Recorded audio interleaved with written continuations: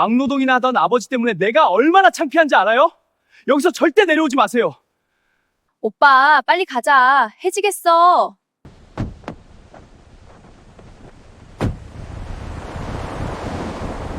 학수는 아무 말도 하지 못했습니다.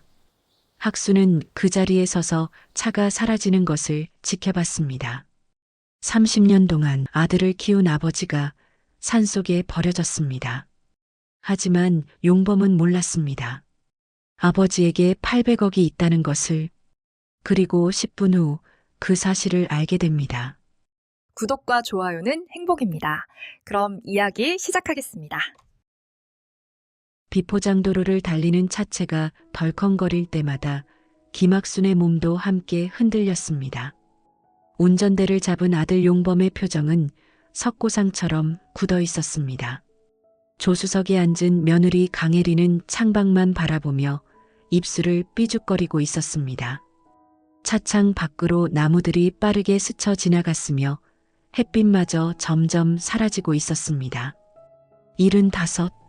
이제는 늙어 기력이 떨어진 김학수는 뒷좌석에 조용히 앉아 두 사람의 뒷모습을 바라봤습니다.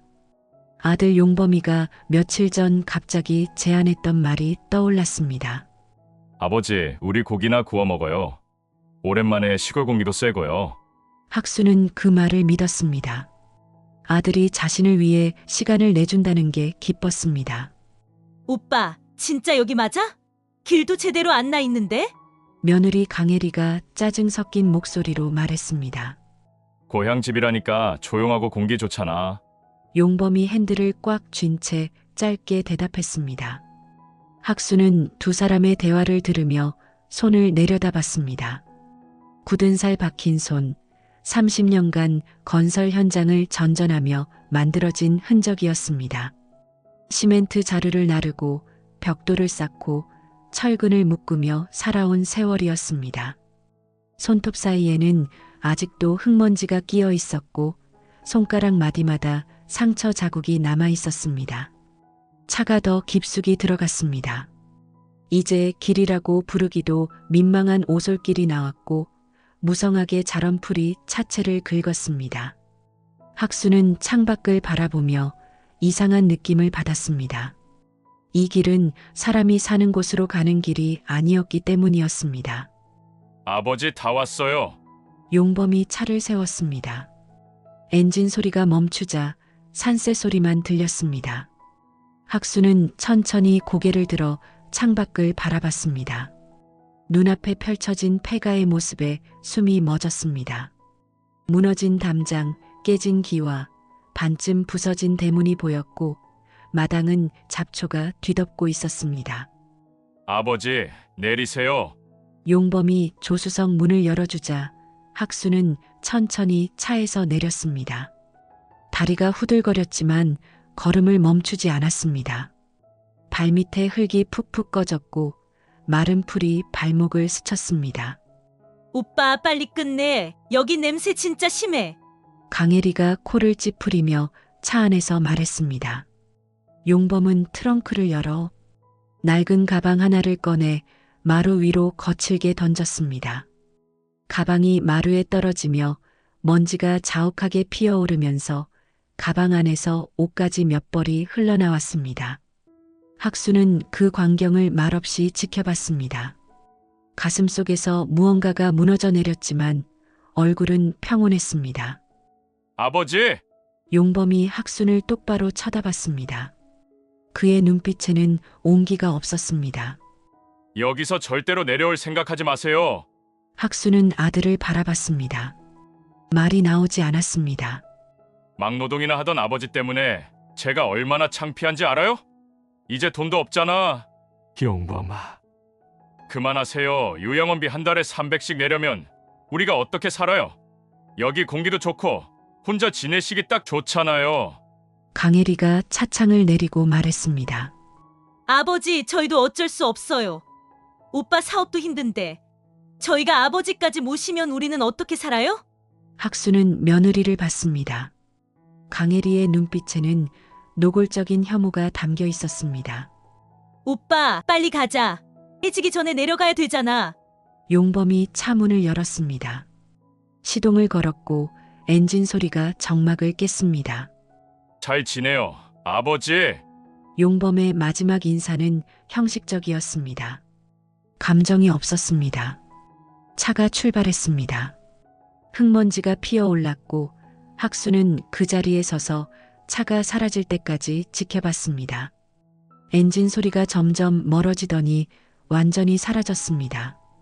이제 산새 소리만 들렸습니다. 바람이 불었습니다. 나뭇잎이 바스락거렸고 차가운 공기가 목덜미를 스쳤습니다. 학수는 폐가를 바라봤습니다. 깨진 유리창 사이로 어둠이 보였습니다. 그는 천천히 마루로 걸어가 보따리를 끌어당겨 그 옆에 주저앉았습니다. 무릎이 후들거렸습니다. 온몸에 힘이 빠졌습니다. 30년을 키운 그 아들이 자신을 쓰레기처럼 산속에 버렸습니다. 학수는 눈을 감았습니다. 눈물이 날 것 같았지만 나오지 않았습니다. 이미 다 말라버렸는지도 몰랐습니다. 바람이 다시 불어오니 추워져 학수는 몸을 떨며 춥다고 중얼거리며 몸을 웅크렸습니다. 해가 기울고 있었습니다. 그림자가 길어지며 폐가 마당은 점점 어두워졌습니다. 학수는 천천히 일어났습니다. 무릎이 후들거리며 온몸에 힘이 빠졌습니다. 마루 끝으로 걸어가며 발을 내려다봤습니다. 신발끈이 여러 번 끊어져 다시 묶은 흔적이 남아있는 낡은 안전화가 눈에 들어왔습니다. 학수는 주저앉아 천천히 끈을 풀었습니다. 손이 떨렸습니다. 슬픔 때문이 아니었습니다.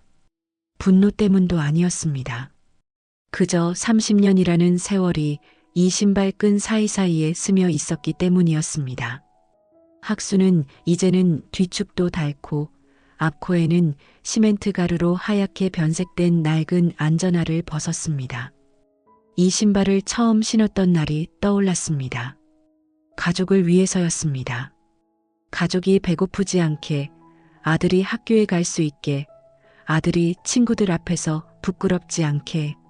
학수는 새벽 5시에 일어났고 밤 10시가 되어야 집으로 돌아왔습니다. 손에는 거칠어졌고 허리는 점점 굽어갔습니다. 그렇게 30년이 지났습니다.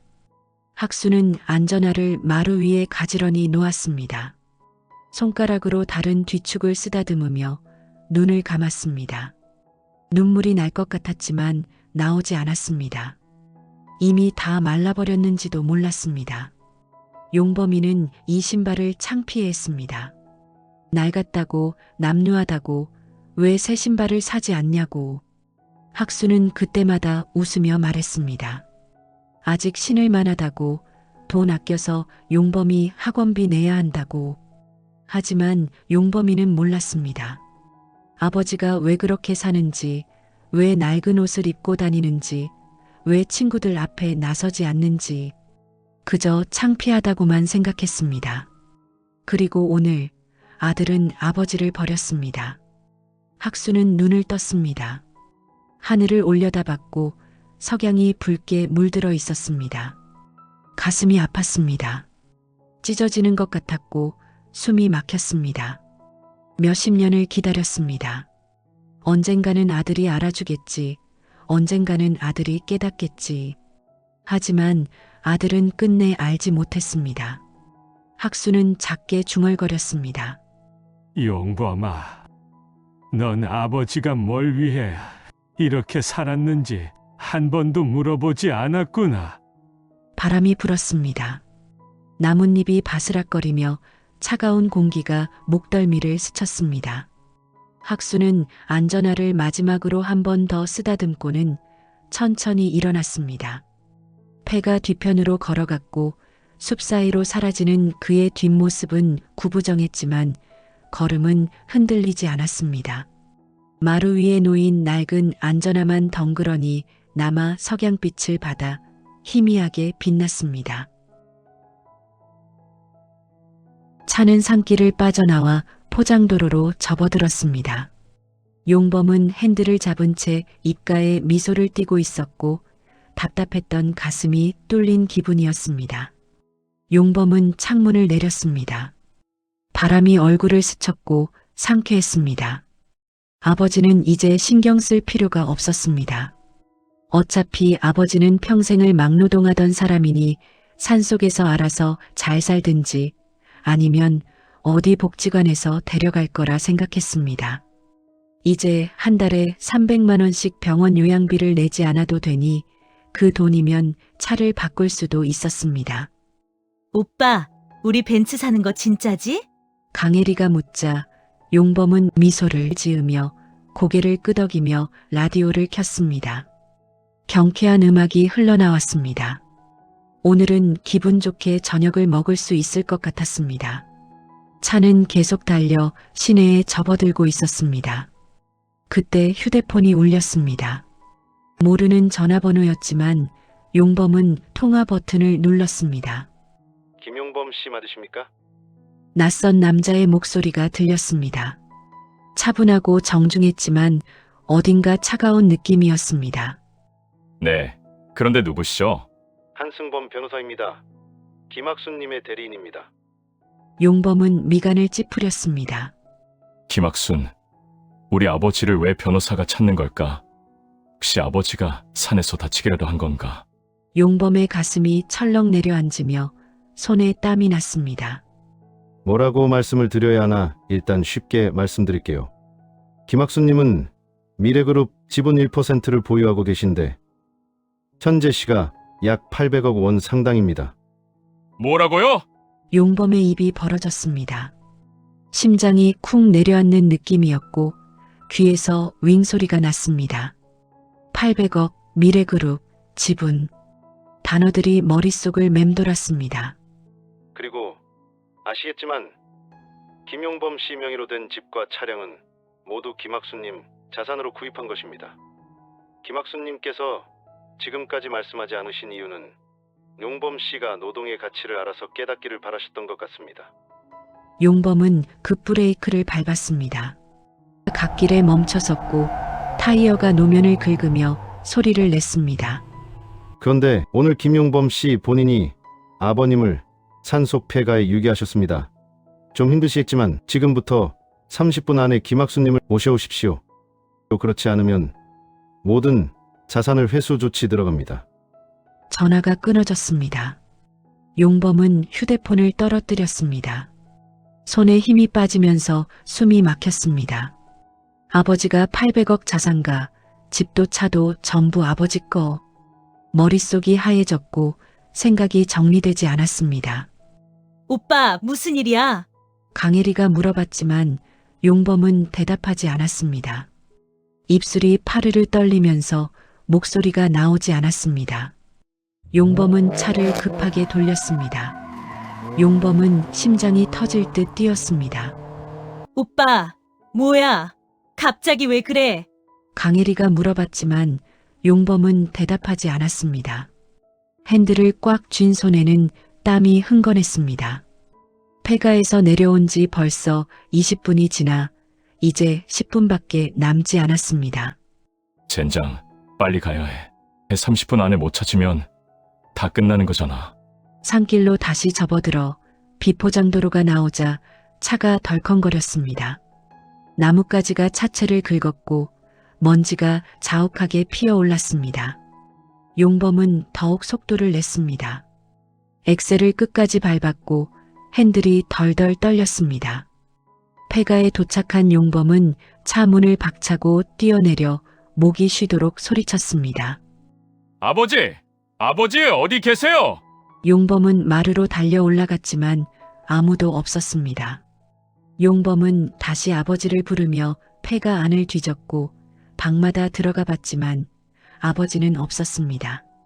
강혜리가 뒤따라 올라왔습니다. 오빠, 도대체 무슨 일인데 그래? 용범은 하얗게 질린 얼굴로 강혜리를 돌아봤습니다. 아버지가 800억 가진 자산 가구, 미래그룹 지분 1%를 가지고 있대. 강혜리의 눈이 커졌습니다. 뭐라고? 집도 차도 전부 아버지 자산이라 우리 거는 아무것도 없대. 강혜리는 입을 다물지 못했고 용범은 아버지를 부르며 주변을 돌아다녔습니다. 얼마 후 용범은 아버지를 찾지 못한 채 당황스러운 표정으로 마루에 주저앉았습니다. 오빠, 그럼 어떡해? 아버님 못 찾으면? 강혜리가 물었습니다. 다 끝나는 거야. 집도 차도 돈도. 용범은 시계를 봤습니다. 이미 30분이 훌쩍 지났습니다. 용범은 휴대폰을 주머니에서 꺼내어 한승범에게 전화를 걸었습니다. 김용범 씨, 한승범의 목소리는 여전히 차갑고 냉정했습니다. 변호사님, 아버지가 안 계세요. 주위에도 안 계신다고요. 알고 있습니다. 김학수님께서는 이미 떠나셨습니다. 어디 계신지 알려주세요. 제발요. 30분이 지났습니다. 모든 조치를 실행하겠습니다. 전화가 끊어졌습니다. 용범은 휴대폰을 떨어뜨렸고 고개를 떨구었습니다. 강혜리는 남편을 바라보며 입술을 깨물었습니다. 오빠, 진짜 끝난 거야? 용범은 아무 말 없이 마루에 올려져 있는 안전화를 내려다봤습니다. 젠장, 이제 어떡하지? 용범은 자포자기하는 마음으로 내려와 서울로 향했습니다. 강혜리는 조수석에서 창밖만 바라보며 아무 말도 하지 않았습니다. 용범은 아버지를 떠올리니 화가 났습니다. 아버지가 800억을 가지고 계시다니. 그걸 왜 말씀하지 않으신 거지? 30년 동안 막노동꾼으로 살면서 왜 한마디도 안 하신 거냐고. 차는 계속 달렸고 새벽 되어서야 서울에 도착했습니다. 용범과 혜리는 힘없이 엘리베이터를 타고 집으로 올라갔습니다. 평소와 같이 비밀번호를 눌렀지만 오류음이 울리며 문이 열리지 않았습니다. 몇 번을 눌러도 오류음만 들려왔습니다. 그때 용범은 현관문 손잡이 옆에 흰색 종이가 붙어 있는 것을 발견했습니다. 압류 통지서. 용범의 얼굴이 일그러졌습니다. 통지서에는 김학순 명의로 등록된 부동산을 압류한다는 내용이 적혀 있었고 즉시 퇴거하라는 문구가 선명했습니다. 통지서를 빼앗아 본 강혜리의 얼굴이 하얗게 변했습니다. 용범은 휴대폰을 꺼내 한승범에게 전화를 걸었습니다. 김용범 씨, 한승범의 목소리는 여전히 차갑고 냉정했습니다. 집이 왜 압류됐습니까? 말씀드렸는데요. 그 집은 김학수님 명의로 구입한 부동산입니다. 그래도 이건 너무하잖아요. 용범이 소리쳤지만 한승범은 아무 말 없이 전화를 끊었습니다.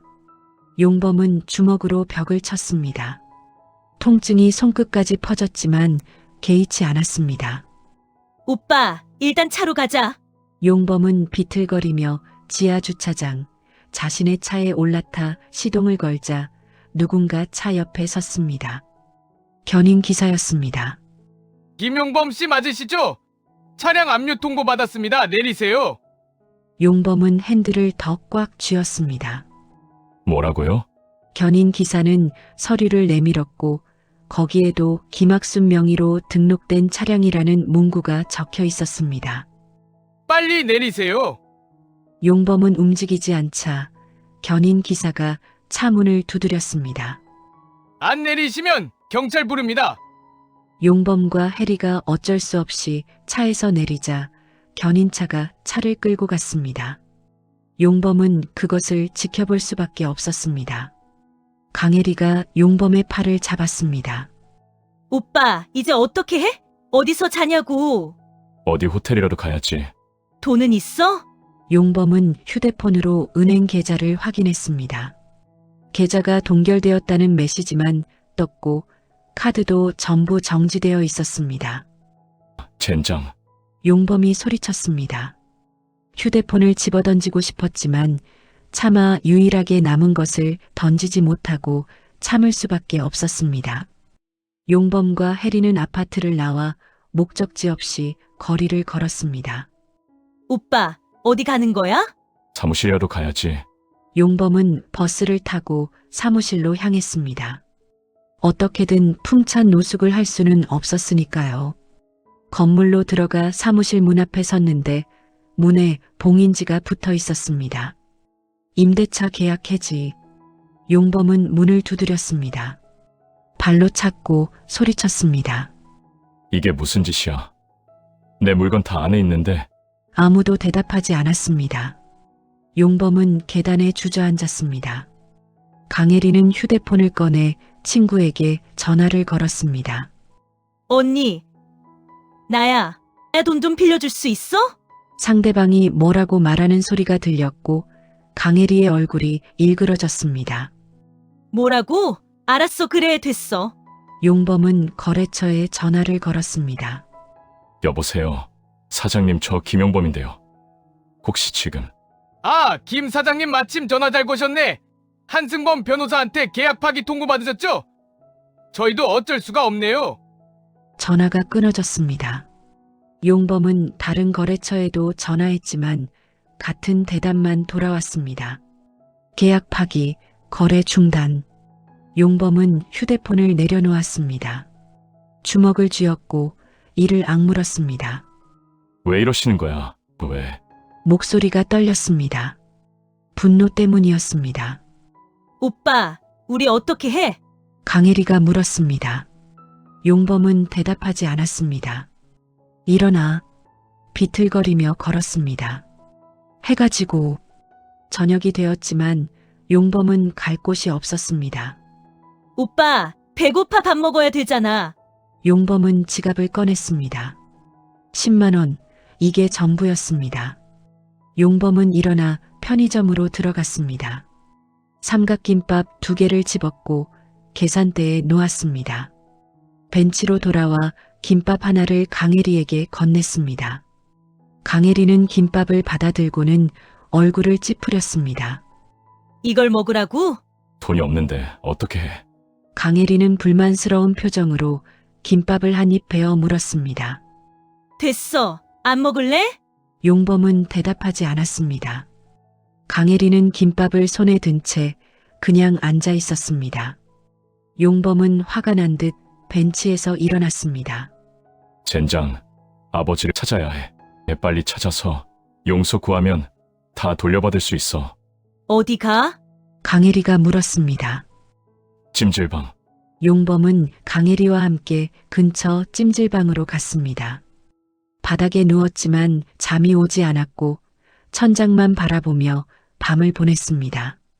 머릿속에는 한승범의 목소리가 맴돌았고 아버지가 800억을 가지고 계시다는 말이 귓가를 떠나지 않았습니다. 다음 날도 찜질방에서 보냈습니다.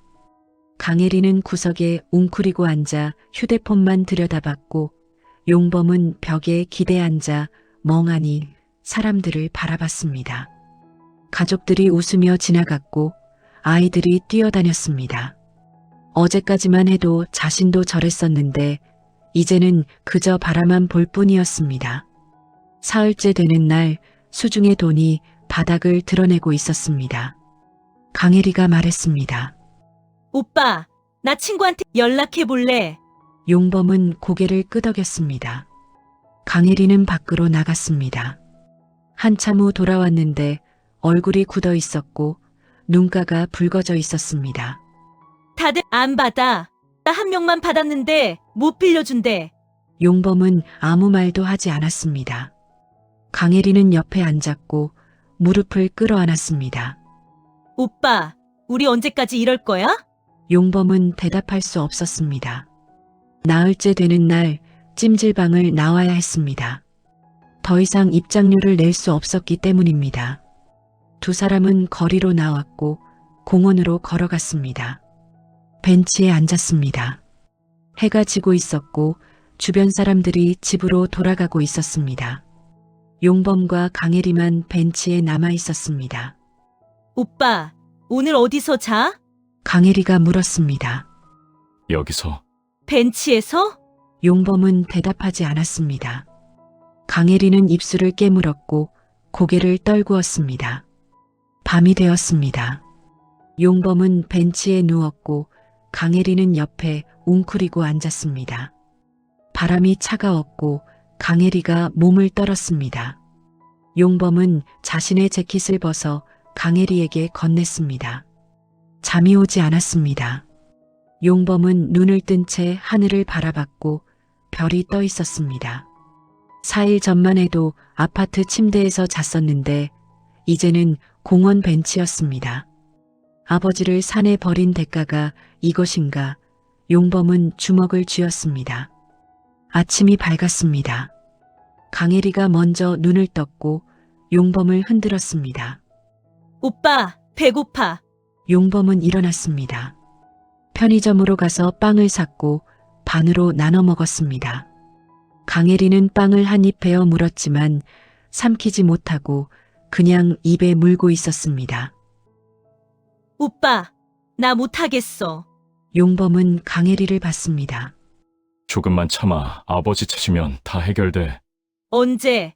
오빠는 아버지 어디 계신지 알기나 해? 용범은 대답하지 못했습니다. 아버지가 어디 계신지 어떻게 찾아야 할지 전혀 몰랐습니다. 나 친구 집에 가볼래? 하루만 재워달라고 할게. 그래. 강혜리는 일어났습니다. 옷을 털었고 용범을 내려다봤습니다. 오빠는? 난 괜찮아. 강혜리는 몇 걸음 걷다가 멈춰 섰습니다. 천천히 돌아봤고 용범과 눈이 마주쳤습니다. 오빠, 나 이렇게 못 살아. 용범은 강혜리를 바라봤습니다. 오빠가 사업가인 줄 알았어. 근데 아무것도 없었잖아. 집도 차도 전부 아버지 거였고. 캐리야. 아버지한테 빌든지 뭐든 해봐. 나는 더 이상 못 기다려. 강혜리는 돌아섰습니다. 용범은 벤치에 앉아 그 모습을 지켜봤습니다. 강혜리가 완전히 사라질 때까지 움직이지 않았습니다. 혼자 남았습니다. 용범은 공원을 걸었습니다. 사람들이 지나갔지만 아무도 그를 보지 않았고 그는 투명 인간 같았습니다. 쓰레기통을 뒤지는 노인이 보였고 리어카를 끌고 가는 할머니가 보였습니다. 용범은 할머니를 따라갔습니다. 할머니는 박스를 줍고 있었고 리어카에 차곡차곡 쌓았습니다. 허리가 구부정했고 손이 떨렸습니다. 용범은 할머니에게 다가갔습니다. 저기요. 할머니가 돌아봤습니다. 폐지 주우면 돈 되나요? 할머니는 용범을 훑어봤습니다. 젊은 사람이 왜 이런 걸 묻는지 의아한 표정이었습니다. 하루 종일 주워야만 원이야. 그것도 운 좋으면. 10,000원. 용범은 그 액수를 되뇌었습니다. 4일 전만 해도 커피 한 잔 마시는 가격이었는데 이제는 하루 종일 일해야 버는 돈이었습니다. 어떻게 하는 건가요? 리어카에 담아서 고물상 가서 팔고 리어카는 고물상에서 빌려줘. 감사합니다. 용범은 고물상을 찾아갔습니다. 녹슨 리어카를 빌렸고 거리로 나왔습니다. 사람들이 지나가며 그를 쳐다봤고 수군거렸습니다. 용범은 고개를 숙였습니다. 골목을 돌아다니며 박스를 찾았습니다. 허리를 굽혀 박스를 집어들었고 리어카에 실었습니다. 다시 허리를 굽혔고 또 박스를 집어들었습니다. 계속 반복했습니다. 허리가 아팠습니다. 손은 까지고 땀은 물 흐르듯이 흘렀습니다. 용범은 멈추지 않았습니다. 아버지를 찾으려면 살아야 했고 살려면 돈이 필요했습니다. 해가 지고 있었습니다. 용범은 리어카를 끌고 고물상으로 갔습니다. 주인이 저울에 달았고 무게를 확인했습니다. 7,000원. 용범은 돈을 받았습니다. 손을 보니 손바닥이 까져 있었습니다. 하루 종일 일한 대가가 7,000원이었습니다. 용범은 편의점에서 삼각김밥 하나를 사가지고서는 공원 벤치로 돌아왔습니다. 젠장, 아버지, 도대체 어디 있는 거예요? 일주일 동안 폐지를 주었습니다. 용범은 매일 새벽 6시에 일어나 리어카를 끌고 골목을 누비며 박스를 찾아다녔습니다. 사람들이 용범을 지나치며 쳐다보며 수군거리는 소리가 들렸고 용범은 그 소리에 고개를 숙였습니다. 4주 전만 해도 정장을 입고 거리를 활보했었는데 이제는 리어카를 끄는 폐지 줍는 사람이 되어 있었습니다. 일주일째 되는 날 용범은 고물상으로 리어카를 끌고 갔습니다. 주인이 저울에 달았고 무게를 확인하며 고개를 저었습니다. 오늘은 7,000원. 주인이 용범을 보며 말했습니다. 젊은 사람이 피해지만 주우면 어떡해? 온종일 일해도 10,000원도 안 되잖아. 용범은 대답하지 않았습니다. 노가다 한번 해봐. 힘들긴 해도 하루 돈 10만 원은 받아. 10만 원이라는 소리에 용범은 솔깃해졌습니다. 어디서 구하나요? 요 앞에 인력사무소 가봐. 새벽 5시에 가면 일거리가 있을 거야. 용범은 다음날 새벽 인력사무소를 찾아갔습니다. 낡은 건물 앞에 사람들이 모여 있었고 대부분 나이든 노인들이었습니다. 구부정한 허리, 주름진 얼굴, 낡은 작업복. 용범은 그 사이에 섰습니다. 사무소 직원이 나왔습니다. 서호 아파트 현장. 곰방 하루 10만 원. 주위 사람들이 손을 들자 용범이도 따라서 손을 들었습니다. 잠시 후 승합차에 다른 사람들과 함께 용범이도 올라탔습니다. 용범은 승합차에 앉아 창밖을 바라봤고 해가 떠오르고 있었습니다. 옆에 앉은 노인들은 눈을 감고 있었고 아무도 말이 없었습니다. 공사 현장에 도착했습니다. 용범은 트럭에서 내렸고 현장을 둘러봤습니다. 철근이 쌓여 있었고 시멘트 자루가 산더미처럼 쌓여 있었습니다. 흙먼지가 날렸고 코끝을 찔렀습니다. 현장 감독이 다가왔습니다. 오늘 할 일은 저기 시멘트 자루 3층까지 옮기는 거야. 빨리빨리 하자고. 일이 시작되었습니다. 용범은 시멘트 자루 앞에 섰습니다. 자루를 들어 올리려 했지만 무거웠고 온 힘을 다해 들어 올렸습니다. 어깨에 짊어졌고 무게가 어깨를 짓눌렀습니다. 계단을 올라갔습니다. 한 걸음 한 걸음이 무거웠고 다리가 떨렸습니다. 2층을 지나 3층까지 올라갔고 시멘트 자루를 내려놓았습니다. 숨이 가빠졌고 식은땀이 흘렀습니다. 다시 1층으로 내려갔습니다. 또 시멘트 자루를 들어 올렸고 어깨에 짊어졌습니다. 다시 계단을 올랐습니다. 이 일을 몇 번이나 반복했는지 기억나지 않았습니다. 10번, 20번, 30번. 어깨가 욱신거렸고 허리가 끊어질 것 같았습니다. 오전이 지나고 있었습니다. 용범의 작업복은 땀으로 흠뻑 젖어 있었고 손은 시멘트 가루로 하얗게 변해 있었습니다. 점심시간이 되자 용범이는 다른 인부들과 함께 현장 식당으로 갔습니다. 긴 테이블에 노동자들이 앉아 있었고 모두 묵묵히 밥을 먹고 있었습니다. 용범도 자리에 앉아 밥을 먹었습니다. 처음이지? 옆에 앉은 노인이 물었습니다. 얼굴에 주름이 가득했고 손은 굳은 살로 뒤덮여 있었습니다. 네. 힘들지? 처음엔 다들 그래. 근데 저녁 되면 몸이 풀어져. 내일은 더 힘들긴 하지만. 용범은 밥을 먹었습니다. 목구멍으로 넘어가지 않았지만 억지로 삼켰습니다. 노인이 다시 말했습니다. 젊은 사람이 왜 여기까지 왔어? 돈이 필요해서요. 다들 그렇지. 돈 때문에. 노인은 더 이상 말하지 않았고 밥을 먹었습니다. 오후 작업이 시작되었습니다. 용범은 다시 시멘트 자루를 들어 올렸습니다. 아침보다 더 무겁게 느껴졌고 어깨가 비명을 질렀습니다.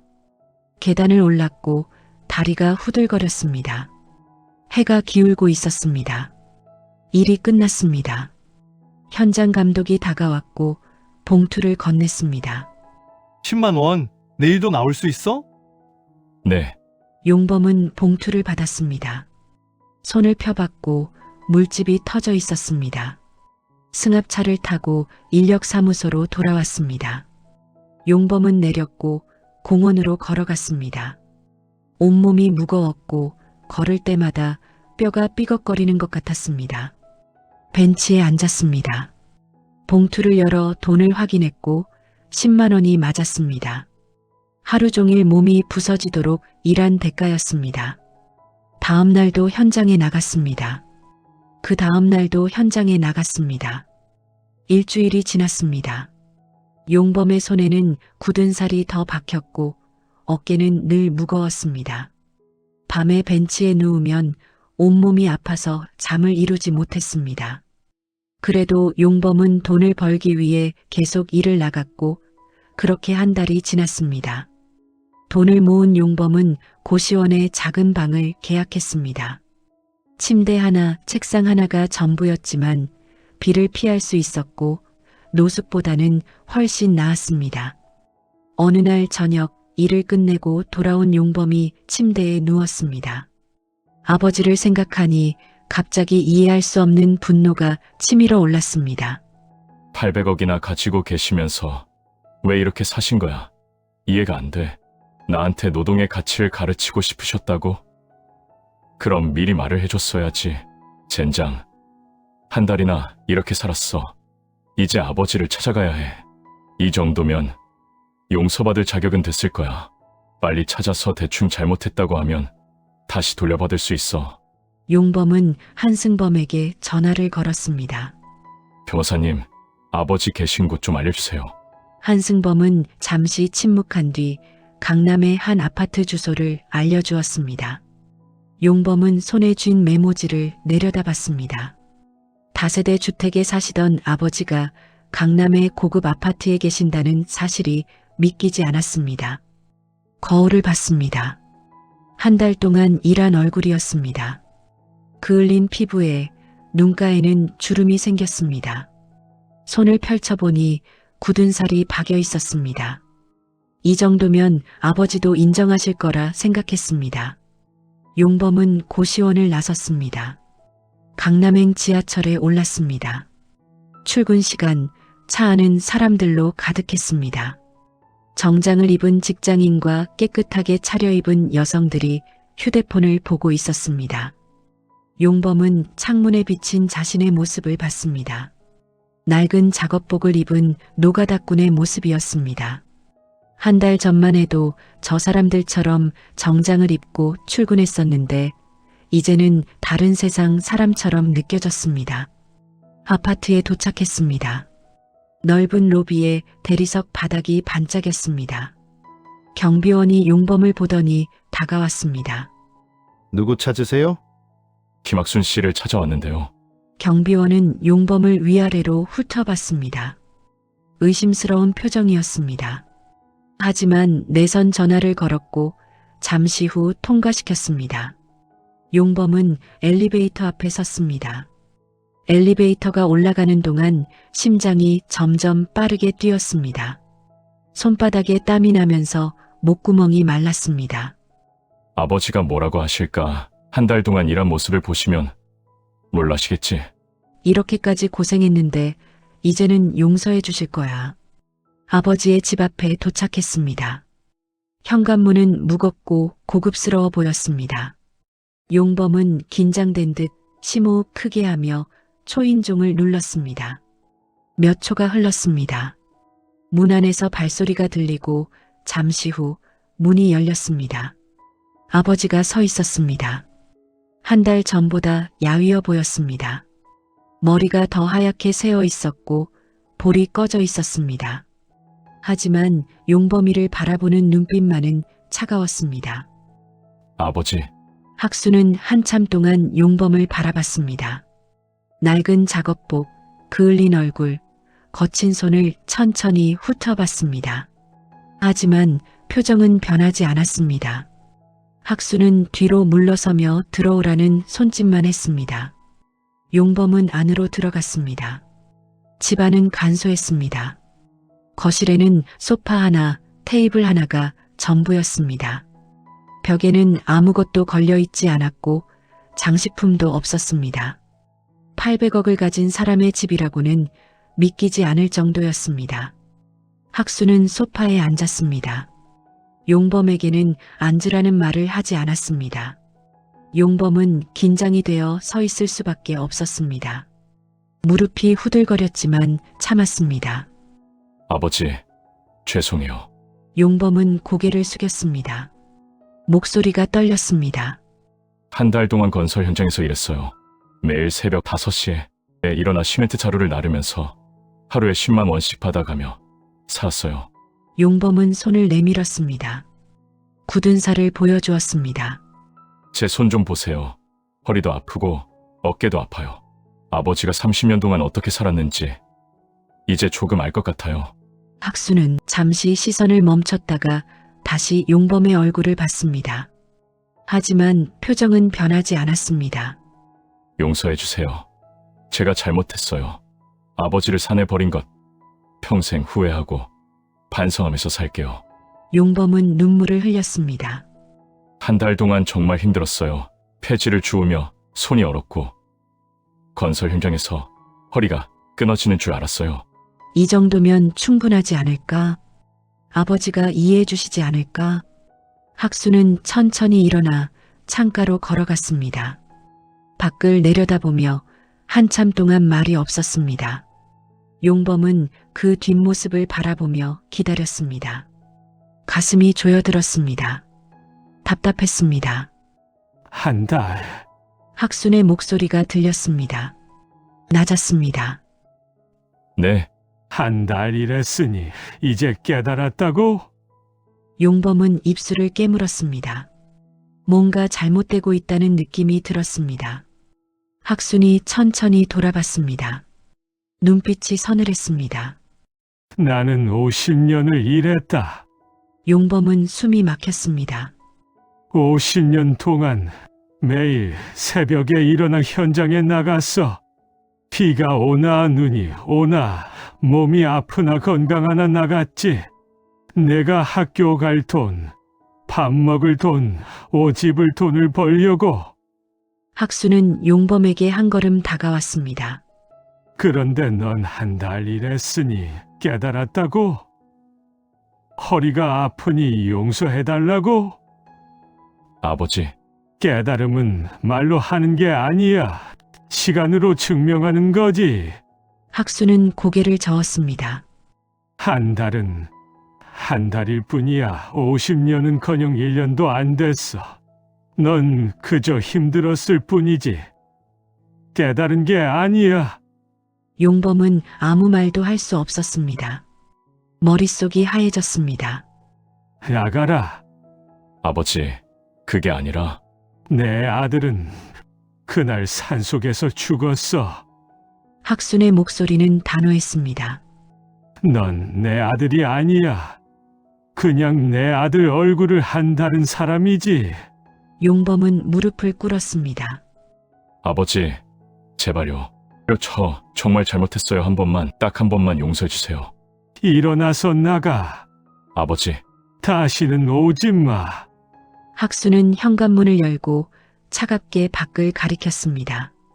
용범은 떨리는 손으로 바닥을 짚고 일어났습니다.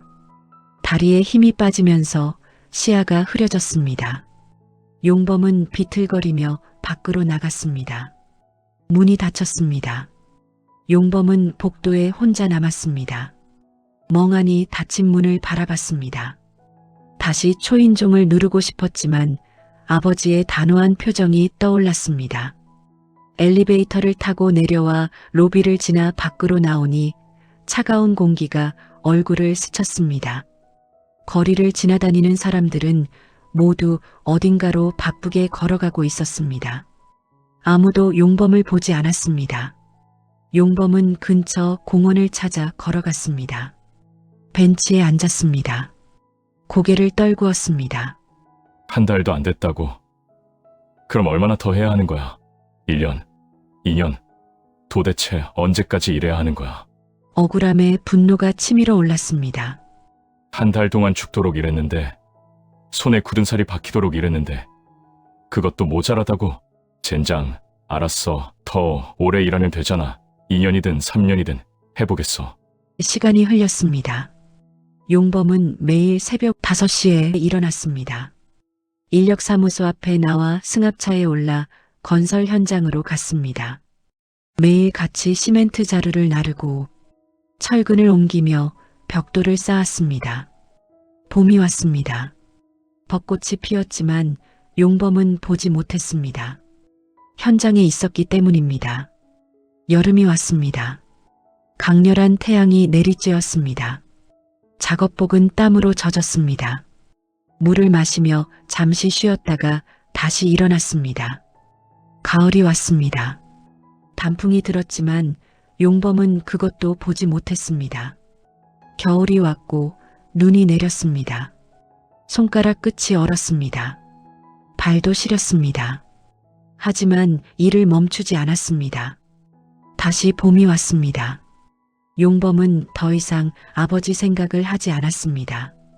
언제까지 일해야 하는지도 생각하지 않았습니다. 그저 살기 위해 일했습니다. 하루하루 버텼습니다. 어느 날 현장 감독이 용범을 불렀습니다.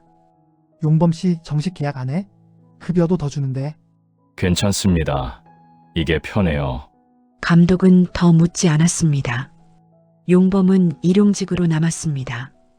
매일 새벽 인력사무소에서 일거리를 받았습니다. 현장을 옮겨 다녔습니다. 함께 일하던 노인이 물었습니다. 젊은 사람이 왜 이 일을 해? 살려고요. 그래, 다들 그렇지. 여름이 다시 왔습니다. 또 가을이 왔습니다. 겨울이 왔습니다. 용범은 계절이 바뀌는 것도 잘 느끼지 못했습니다. 추우면 옷을 더 입고 더우면 물을 더 마셨습니다. 고시원 방에서 잠을 잤습니다. 새벽에 일어나 일하러 나가고 저녁이 되면 편의점 도시락을 사 먹었습니다. 그것이 전부였습니다. 어느 날 저녁 용범은 고시원 방에서 안전화를 벗었습니다. 뒤축이 완전히 닳아 있었습니다. 바닥이 거의 뚫릴 지경이었습니다. 앞코는 시멘트 가루로 하얗게 변색되어 있었습니다. 가죽은 곳곳이 찢어져 있었습니다. 끈은 끊어져 다시 묶은 흔적이 남아 있었습니다. 용범은 안전화를 들여다봤습니다. 언제 샀는지 기억이 나지 않았습니다. 그때 용범은 폐가 마루에 놓여있던 아버지의 안전화가 떠올랐습니다. 뒤축이 다 달아있던 신발, 끈이 여러 번 끊어져 묶은 흔적이 있던 신발. 지금 용범의 안전화도 똑같았습니다. 용범은 가만히 앉아 안전화를 바라봤습니다. 아버지는 이런 삶을 사셨구나. 매일 새벽에 일어나 이 무거운 신발을 신고 비가 오나 눈이 오나 현장으로 가셨구나. 나를 위해서. 뭔가 가슴속에서 무너져 내리는 듯 숨이 막혔습니다. 나는 그런 아버지를 산에 버렸어. 눈물이 흘러 멈출 수 없었습니다. 용범은 한참을 소리내어 울었습니다. 어느 날 저녁 용범의 휴대폰이 울렸습니다. 모르는 번호였습니다. 여보세요. 김용범 씨, 한승범 변호사입니다. 용범은 침대에서 일어나 앉았습니다. 가슴이 두근거렸습니다. 김학순님께서 만나고 싶어 하십니다. 용범은 아무 말도 할 수 없었습니다. 내일 오후 2시에 댁으로 오시겠습니까? 네, 알겠습니다. 그럼 내일 뵙겠습니다. 전화가 끊어졌습니다. 용범은 휴대폰을 든 채 멍하니 앉아 있었습니다. 손이 떨렸습니다. 아버지가 날 부르신다고? 용범은 일어나 안전화를 꺼냈습니다. 낡은 안전화를 들여다봤습니다. 이걸 들고 가야 해. 다음 날 용범은 일을 쉬었습니다. 낡은 안전화를 비닐봉지에 넣었습니다. 거울을 봤습니다. 얼굴에 주름이 깊어졌습니다. 피부는 거칠어졌습니다. 손은 굳은 살로 뒤덮이고 허리는 구부정해졌습니다. 용범은 고시원을 나섰습니다. 강남으로 향했습니다. 지하철에서 정장 입은 사람들을 봤지만 부럽지 않았습니다. 그저 다른 삶을 사는 사람들일 뿐이었습니다. 아파트에 도착했습니다. 경비원이 용범을 보더니 알아봤습니다. 김학순님 찾으시죠? 올라가세요. 용범은 아버지의 집 문 앞에 서자 심장이 빠르게 뛰면서 손바닥에 땀이 났습니다. 초인종을 눌렀습니다. 잠시 후 문이 열렸습니다. 아버지가 서 있었습니다. 더 늙으신 듯 머리는 완전히 하얗게 새고 얼굴에 주름이 더 깊어졌습니다. 몸은 더 마르셨습니다. 하지만 눈빛이 그때와는 달리 따뜻했습니다. 들어와. 용범은 안으로 들어갔습니다. 학수는 소파에 앉아 용범에게도 앉으라는 손짓을 했습니다. 용범은 소파에 앉으며 비닐봉지를 무릎 위에 올려놓았습니다. 학수는 용범을 한참 바라봤습니다. 그동안 어떻게 지냈어? 이랬어요. 무슨 일? 건설 현장에서 막노동요. 학수는 고개를 끄덕였습니다. 알고 있어. 용범은 눈을 크게 떴습니다. 알고 계셨어요? 한승범이 보고했지. 내가 어떻게 사는지. 학수는 창밖을 봤습니다. 처음에는 한 달 만에 포기할 줄 알았어.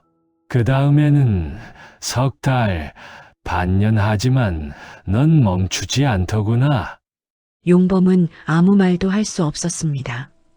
여름에도 일했고 겨울에도 일했어. 아프거나 다쳐도 다음 날이면 또 나갔지. 학수는 용범을 다시 봤습니다.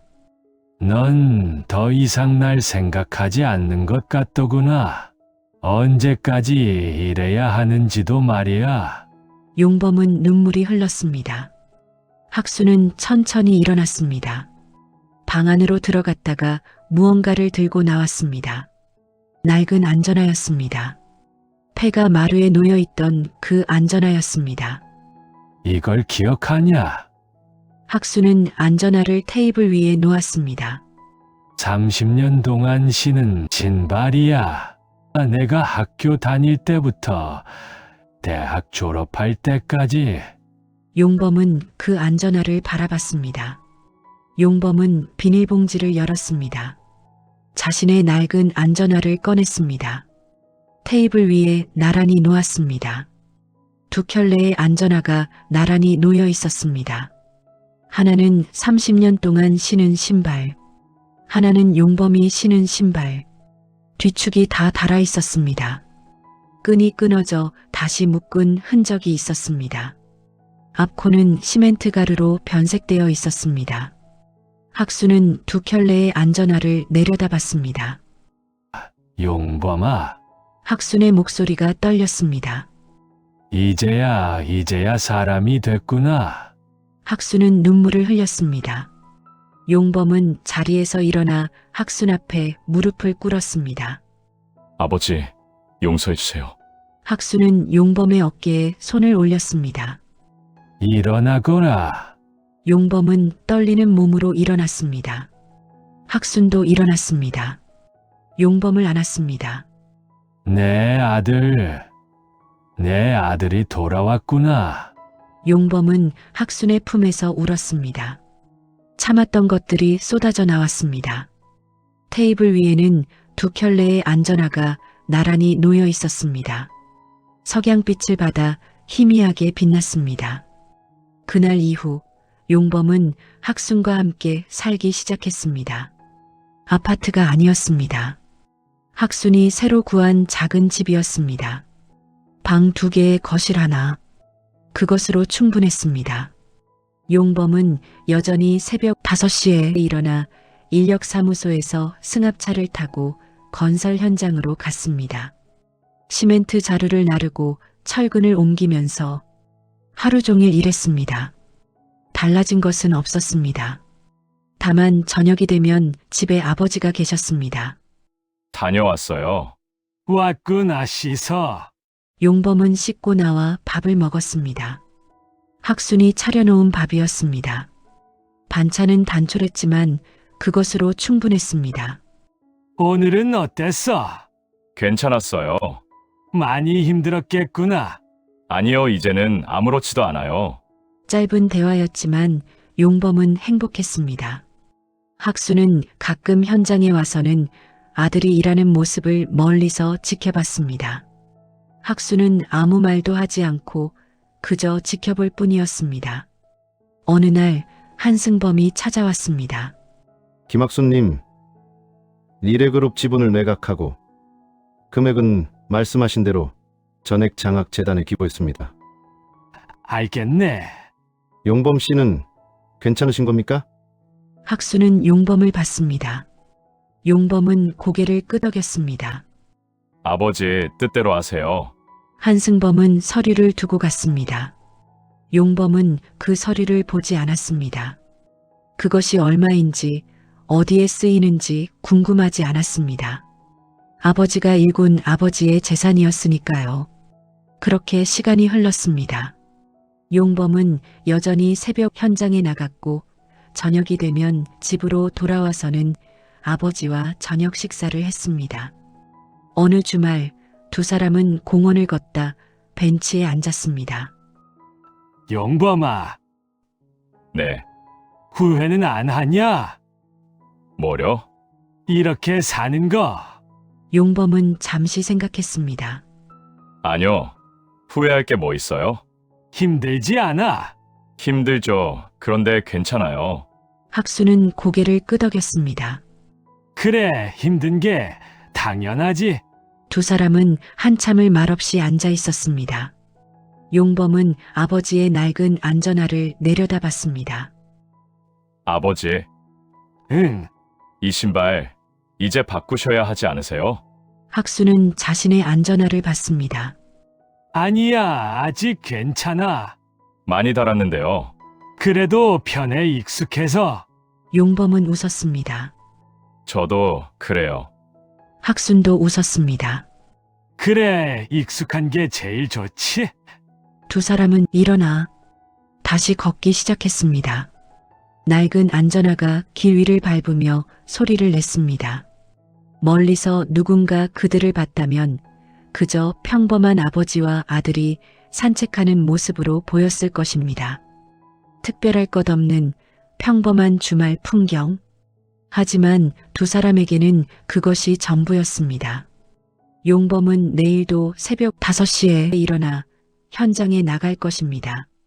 시멘트 자루를 나르며 땀을 흘리겠지요. 그렇게 하루하루를 살아갈 것입니다. 그것으로 충분했습니다. 이야기는 재밌게 보셨나요? 막노동꾼 아버지가 창피하고 이제는 늙어 자신이 돈이 든다는 이유로 아버지를 산에 버린 아들의 이야기였습니다. 하지만 아버지는 그런 아들에게 끝까지 삶의 진짜 가치를 가르쳐 주었죠. 어쩌면 혹독해 보일 수도 있었지만 모든 것을 빼앗으며 자신과 똑같은 삶을 살게 했습니다. 그제야 아들은 깨달았습니다. 진짜 부는 돈이 아니라 정직한 노동이라는 것을. 이것이 아버지의 마지막 가르침이었습니다.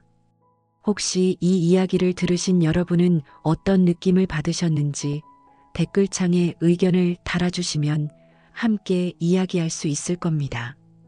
여러분의 의견을 기다리겠습니다. 구독과 좋아요는 이야기를 만드는데 힘이 됩니다. 지금까지 원조 이야기 맛집이었습니다.